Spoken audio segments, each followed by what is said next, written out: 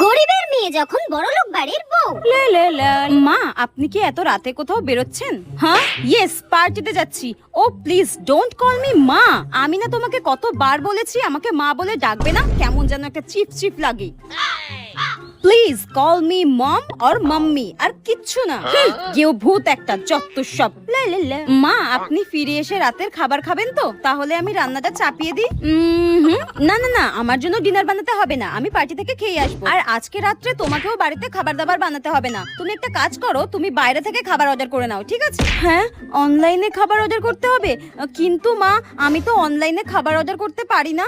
হ্যাঁ, তুমি অনলাইনে খাবার অর্ডার করতে পারো না? ও মাই গড, আমার বেটাটা কাকে বিয়ে করেছে? আমার কাছে তো কোনোদিন ফোনই ছিল না। নেহাত আমার বেটা তোমাকে ভালোবেসেছিল তাই, নইলে তোমার মতো ভিখিরি আর গেও ভূতকে এই চৌধুরী বংশের বউ কোনোদিনও করতাম না। যত সব। এতে আমার কি দোষ?